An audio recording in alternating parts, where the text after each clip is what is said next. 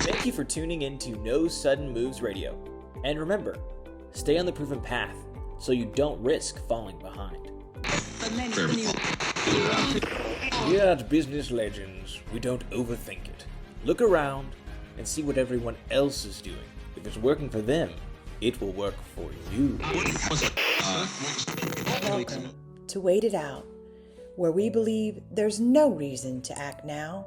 The opportunity will still be there when the timing is better. The age of disruption isn't coming, it's here.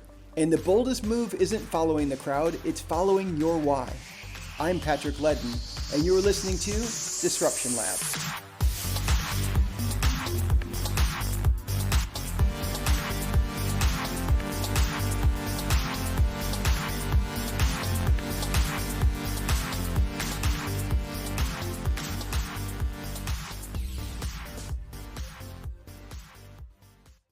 Welcome to Disruption Lab podcast. My name is Patrick Leddin, and each week I have the opportunity to talk to a disruptor in the world, someone who's sharing ideas, practices, or have dealt with some massive curveballs in their life. And today I'm joined by someone just like that, Jim Murphy. He's the author of Inner Excellence, Train Your Mind for Extraordinary Performance and the Best Possible Life. Jim's story, athlete, worker at FedEx, years in the desert studying performance, and now coach to world-class athletes, has inspired thousands and thousands of people. His book recently gained national attention when Eagles wide receiver A.J. Brown was spotted reading it on the sideline.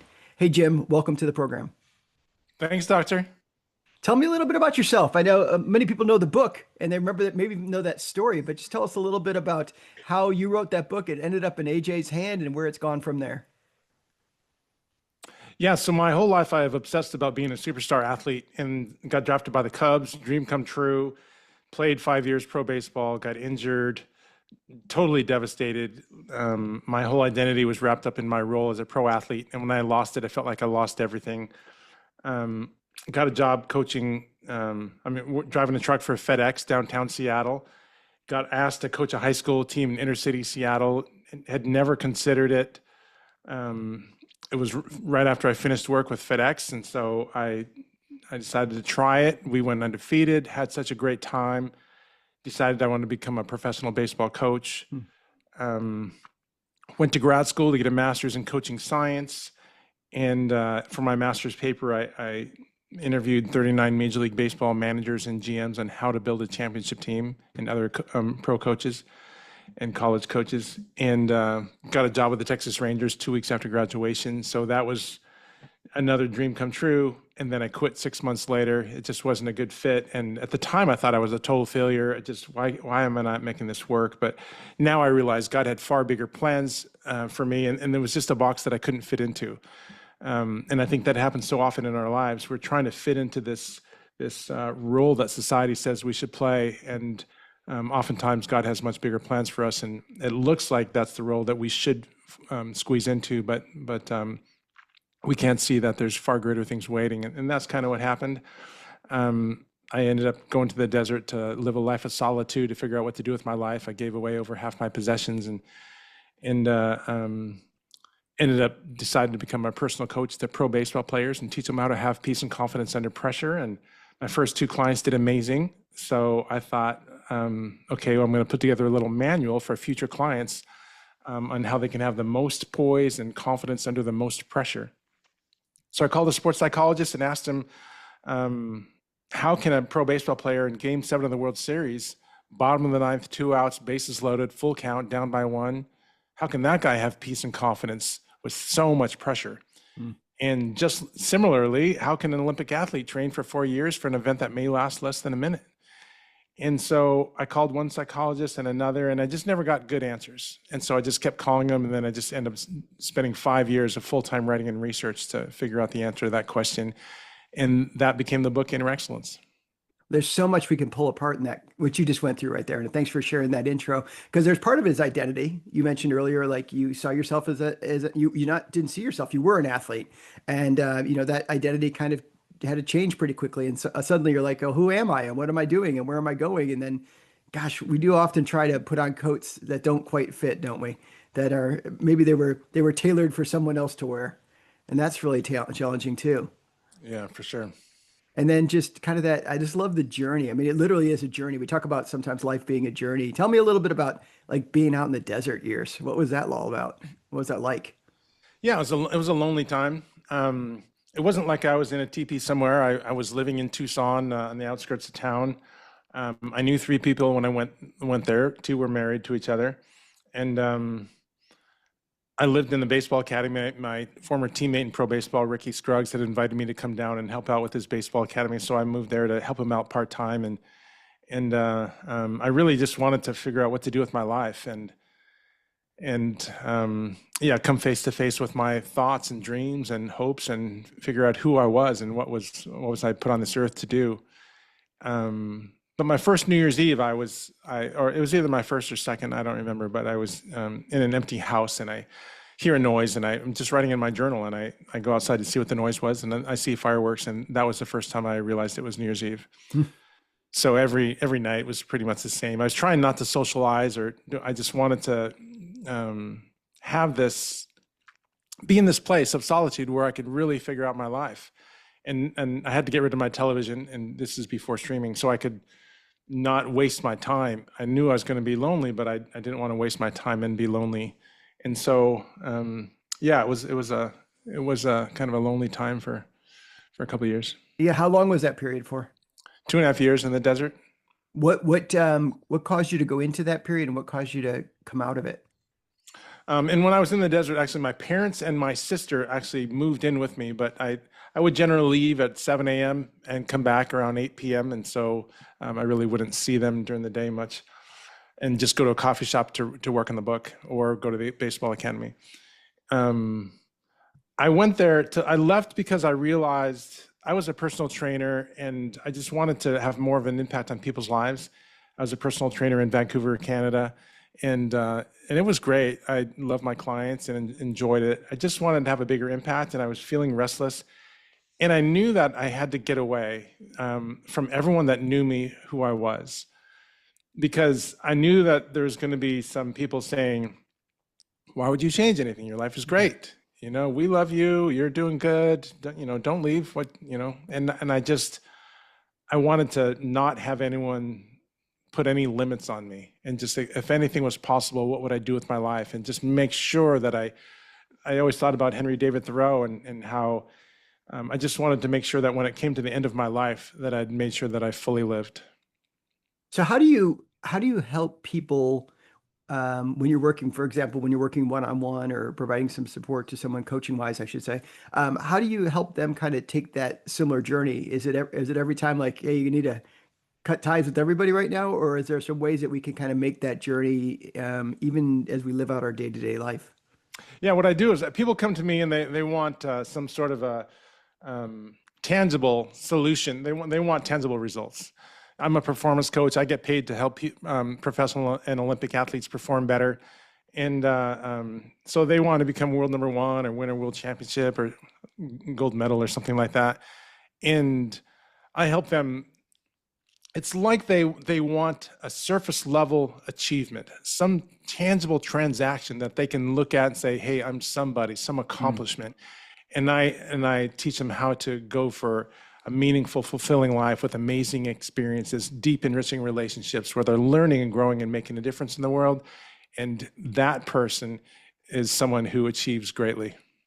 You know, we often hear people talk about, oh, we don't want just transactional, we want transformational. And it's kind of like words we just say sometimes without realizing the work that goes into some of those things. Do you find that to be true as well? Like, I just want that trophy. I just want this. I just want that. And not realizing like what it really takes to do it and do it well.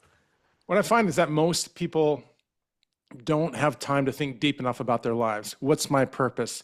They wouldn't know where to start, especially if you're talented, if you're smart, good looking, or just talented in anything, then likely you're going to get caught up in pursuing success in that area.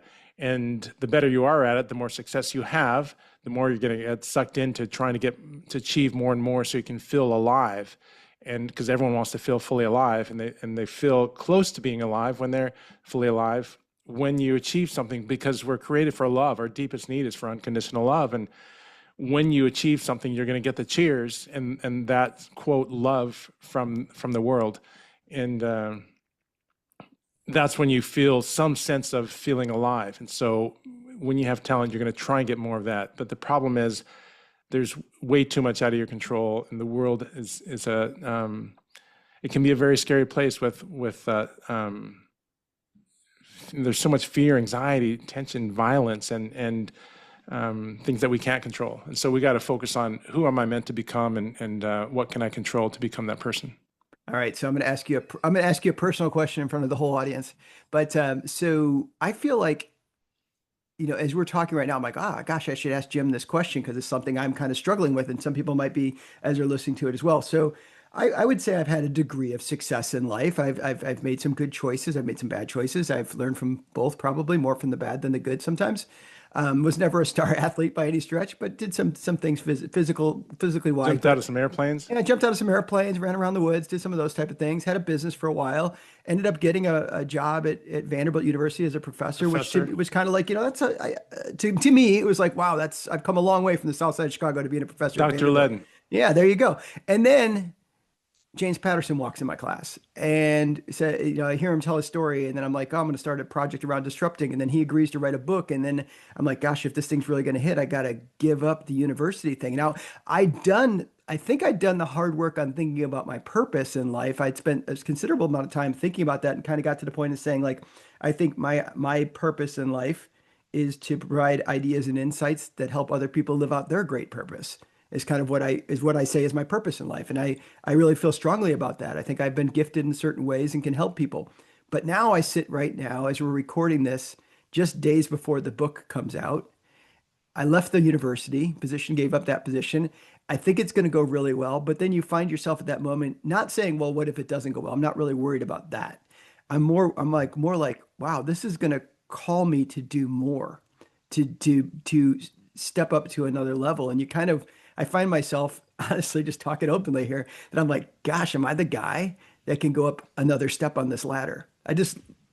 Help me think it through, Jim. Well, one of the biggest challenges that we face is in performance and in life is self-centeredness. And it's kind of like, I'm sure you've heard of the idea of imposter syndrome. Mm-hmm. It's a very common thing. And it's like, who am I to be great? Or I'm not quite who they think I'm, this person who's so talented and can do all these things, but I'm not. There's those sort of lines of thinking. And it's really a self-centered line of thinking. Yeah. Who am I not to be great? It's really looking at yourself and looking at your past and your subconscious reminding you of all your failures and weaknesses and saying, look, this is your past. And not everyone, the only person that knows all your weaknesses and mistakes is you and your subconscious. And so, the rest of the world hasn't seen them all. It's like, whoa, what if they knew all these mistakes I made? Sure. And so it's a very self-referential thinking. And that's the great limiter in life. But when you can get out of your that self-referential line of thinking, then you can become fearless, because selfless is fearless. And the ultimate way to do that is through love, because there's no fear in love. That's really interesting. I know you talk about kind of the training your heart as much as your mind. Tell us a little bit about that, because we often hear like you got to have have tough thinking and kind of be resilient in certain ways. But then you bring this heart component into it, which is a much more kind of whole person approach. Yeah, when I went to the desert, the progression was, I realized I wanted to become a personal coach to pro baseball players. Then I thought, okay, I need a manual to give to them for future clients. And then I wanted to put together this manual that taught them how to have the most peace and confidence under the most pressure. The mental toughness manual, the best in the world, is what I wanted to write. And so then I started calling these sports psychologists and asking them this question. And I realized that the heart is the key. After, like I said, 50 to 60 hours a week for 5 years straight, somewhere along the line, I was like, whoa, the heart is the key. When I say heart, I mean your spirit, your will. We're far more than thinking machines. We got to get much deeper than your brain. We got to get in, and we actually have 3 brains. We've got one in our chest, one in our head, and one in our stomach. And so we've got to be much more holistic. If you want to help anyone, yourself or your kids, or you're a coach or a counselor, you need to get to a far deeper level than just mental. And you need to get to where their greatest fears are, their greatest hopes and dreams are, and that subconscious level, then you can start to make a big difference. We need, and it's a neural level as well. We need to make it so when you get squeezed, what comes out is inner strength, inner peace. So it's got to be an automatic. That's what we want to have, as an automatic. Whereas if you're using, say, willpower to get things done, no, that's very, very limiting. Yeah. We want to get your subconscious and your heart trained and transformed to the point where when you get into these pressure situations, what comes out are not F-bombs. What comes out is love and wisdom and courage. So what I hear you saying to me is that, hey, Patrick, in your situation, now that you're telling me not to be self-referencing too much here, but here we go, is you got to go deeper. You got to know what that purpose is, kind of at a heart and gut level too. And you got to, I guess, not be as self-referencing. Well, let's look at your situation a little bit more. Yeah. So you're this professor at Vanderbilt, and you have this world famous author. Now you guys have written a book together. It's coming out soon, correct? Mm-hmm.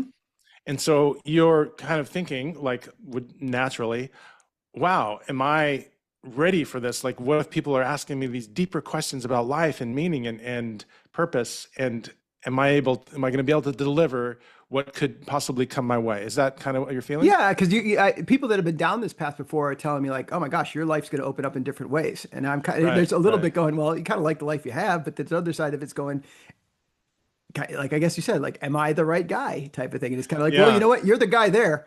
So yeah. So, well, there's a few things. One, there's no one that can offer the world what you can. Not a single other person on the planet has your experiences, your relationships, your connections, your understandings, your lens for seeing the world. So that's one. And two, it's understanding that what's going to get in the way the most is your own mind and your own self-referential thinking.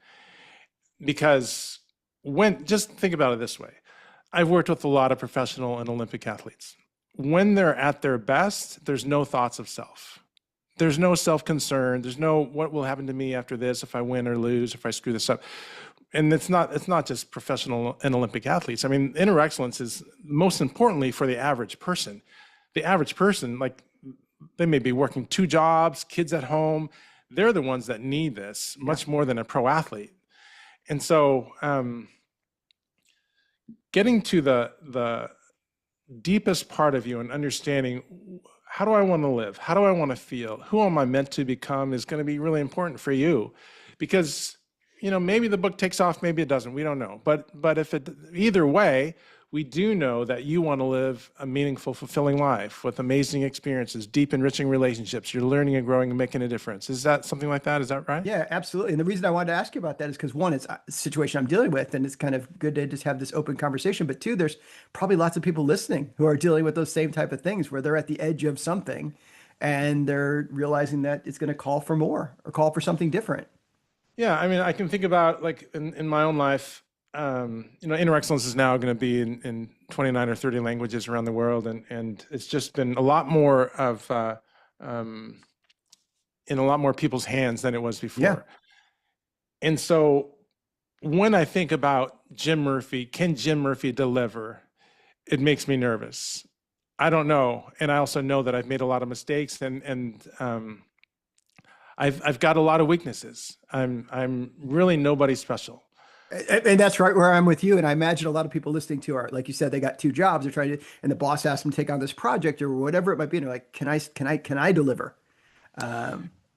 What's different from Jim Murphy now, and then Jim Murphy, say 5 years ago or 10 years ago, at least I hope, is that I understand that there's a power in the universe that holds the stars in place and spins the earth and grows the grass. And this powerful energy that's, I think of it as unconditional love, but it's this powerful energy that it doesn't matter what you believe about spiritually or faith, or if you're agnostic or atheist. there's this energy that if you connect with it, then you can do great things. And what stops us from connecting with that energy is our own self-centeredness. And part of that is, who am I to be great? Like, so humility I define as an accurate view of self. And it's not overinflated or underinflated. Underinflated is, who am I to be great? I've made all these mistakes. I'm nobody, etc. I can't do this. I can't do that. And it's interesting because I don't think of myself really as anyone special on the one hand. But the flip side is, I know that if I get out of the way completely, if I surrender completely to this power of the universe that I call God, if I surrender completely to that, then anything is possible. And I'm going to go along for this incredible journey. It's when I get in the way and with my fears, and fear is a self-centered thing. In general, it's self-centered. Fear is what's going to happen to me and what's going to happen to me in the future. It's future-oriented, self-centered. And so if you take away, because in the moment, in the present moment, there's no fear, because fear is a past future thing and self-referential. That's so interesting. I'm thinking about like, so what did that feel like, or what did you experience when I came familiar with your book is when AJ Brown had a copy of it. And I imagine that's probably when a lot of people heard about it. Was it like a light switch changing in your life at that moment, or a dimmer switch where all of a sudden it went from some people knew about it to lots of people knew about it? I mean, what was that kind of jump like for you? Oh, massive whirlwind. I mean, I'm still trying to process what's happened. To go from selling 1 or 2 books a day to 200,000 in 3 weeks, #1 New York Times bestseller, 30 languages around the world. It's still hard to process everything. But what was really powerful was day 3. So January 12th was when it all started. Day 3, it's like 3 a.m. My heart's racing, adrenaline, and just can't keep up with all the interviews. And then that morning, and then I had actually had, my mom was dying on January 12th. She died 4 days later. And life was kind of lonely. And, I travel around the world by myself. And it's an amazing life God's given me, but it's also sometimes gets lonely, even if you're like right now I'm in Spain. It can be hard. And so that was a tough week with everything that was going on, and business was slow. And then all of a sudden this incredible whirlwind of things that happened, and then the book sales going atmospheric. And it was like on day 3, I felt God saying, Jim, you don't, because I was getting anxious and overwhelmed with everything. And I felt God saying, look, Jim, you didn't do all this. You're not doing it. So relax. You don't have to maintain anything. You don't have to say the right thing or worry about making mistakes, because I'm the one that did it. I just wrote a book called The Best Possible Life, How to Live with Deep Contentment, Joy, and Confidence. It came out in November, but I signed a 3-book deal with Hachette Book Group, and so we're re-releasing it. Looks like probably end of February. And in that book, I talk about Michael Phelps and his 23 Olympic gold medals. And I asked this question: if you were to divide the credit for Michael Phelps' 23 Olympic gold medals, more than most countries have ever won, between God and Michael, or the universe and Michael, how much does each get? Like, is it 50-50, 50 Michael, 50 the universe or God? And I think it's a powerful thought question, experiment, because it really makes you think about if you think that the more that you think you're responsible, like, because I took that as one of the greatest achievements in sporting history. And so in the book, I say, I believe it's 98% God, 2% Michael. And so very, very little of it was Michael that did that. And if only 2% of the credit goes to Michael, in my opinion, for his extraordinary achievement, what credit do I get for anything that I've done? I've never done anything like that. And so, and even the book, it's the #1 New York Times bestseller. Like I said, very popular now. But had AJ Brown not read it, it might still be selling 1 or 2 copies a day, and no one would know my name. And so when you have an accurate view of self, then you can surrender to the power of the universe. But when you feel like you're the one that is doing it all, it's an inaccurate view of self, but then also it puts more pressure on yourself. I love that. That's such great insight. And I imagine that was really a tough time. I'm sorry about the loss of your mom as you went through all that. And I can imagine the ups and downs emotionally as you rode that roller coaster and continue to. But it's so true. That's a great question. What percent is anyone's success and what percent was God's involvement in that? And I mean, obviously, Michael Phelps had to get off the couch. I have to get off the couch, right? Yeah, Michael that's has exactly had a right. gym to drive to the gym or to the pool. I have to drive to the airport or whatever it might be. Or anybody listening to this, you have to go to work or go to the meeting or go to the Zoom call or whatever it might be.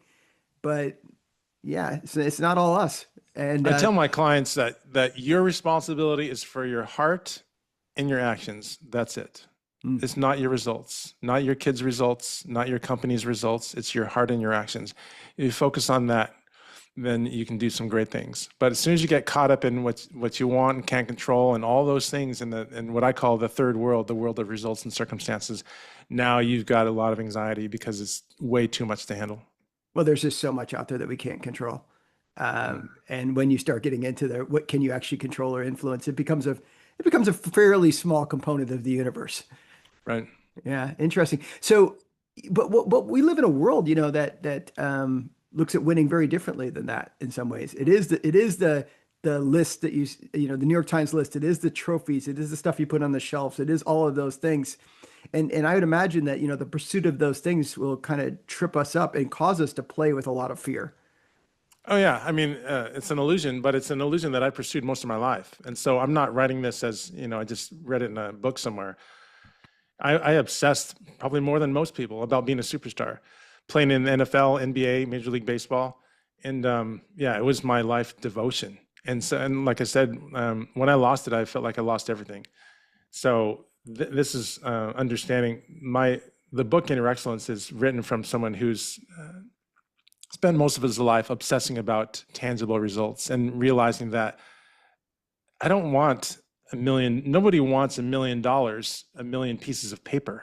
Mm-hmm. What they want is they think what it's going to give them. And what they think it's going to give them for most of us is great experiences. And what a great experience gives people is great feelings. What people want are good feelings. They want, like the book I wrote called The Best Possible Life, is you understand that, like I said, people come to me because they want some really good transaction. They want some really good result or circumstance because they feel like it'll make their life better. What they really want is a better life. And so what most people think of as a better life is a more comfortable life, an easier life. That's what they think is a better life. But it's not true. The best possible life, as you'll read in the book, has one foot in joy and one foot in suffering. That's so interesting. It's funny. Somebody asked me the other day, because Patterson and I talk about positive disruptors. People have had these disruptions in their life, the big, the bad, and everything in between. Like, the baseball career that goes the way they didn't think it would go, or whatever it might be. It throws them a curveball. And what did they do with it? And we're studying people who are doing that. And somebody asked me that a long while ago, is the opposite of a positive disruptor a negative disruptor? I mean, we all know the curmudgeons and the difficult people who blow up meetings. And no, the opposite of really being a positive disruptor in life, from at least my own research, has been the constant pursuit of comfort. It's the desire to be comfortable. It causes us to begin thinking smaller. And how do I keep things the way I want them? And that's it. You can't. You can't game. You can't keep things the way you want. But it's that it actually causes us to shrink. Yeah, exactly. So let's say I pick up a copy. Like, let's say I hear this conversation, or I saw AJ Brown reading it. I'm like, all right, I'm gonna grab a copy of Inner Excellence. What, like, what's it going to challenge me to do? What's in it for the reader type of thing? What am I going to get if I pick up a copy, or I buy 10 copies and hand them to my friends?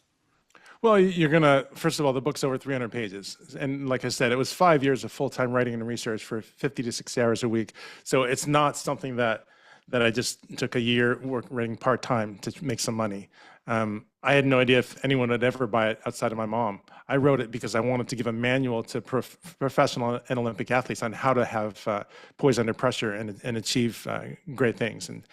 And so it's very in depth with a lot of tools and exercises on specifically what to do. The big thing is that it's very countercultural.